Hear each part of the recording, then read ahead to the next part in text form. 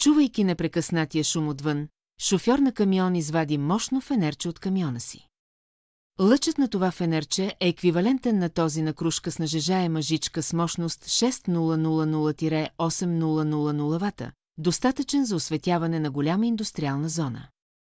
Ако телефонът ви се изтощи, това фенерче може да се използва и като външна батерия, зарежда се бързо, което го прави идеален за спешни случаи. Преди имах малко фенерче, а един мой приятел също си купи такова. И двамата похвалихме неговата практичност и лекота на използване. Дори купих 2 за родителите си.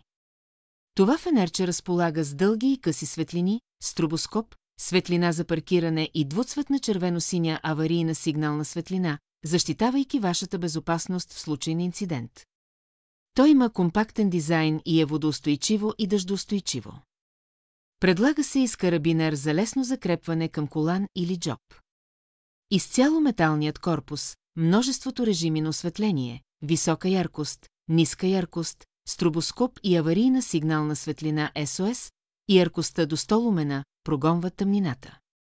Едно зареждане осигурява продължителна употреба, което го прави идеален за нощни разходки и дейности на открито.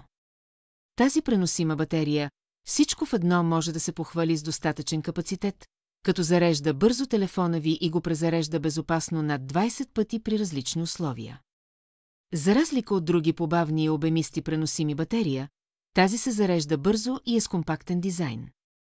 Фенерчето може да се използва като работна светлина, аварийна светлина SOS или преносима къмпинг светлина.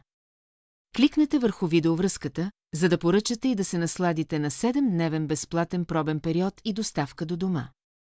Предлага се и преносима батерия с по-голям капацитет, предлагаща по-бързо зареждане, превъзходно качество, достъпна цена, метален корпус, множество режими на осветление и стабилизация на изображението, подходяща както за употреба на закрито, така и на открито.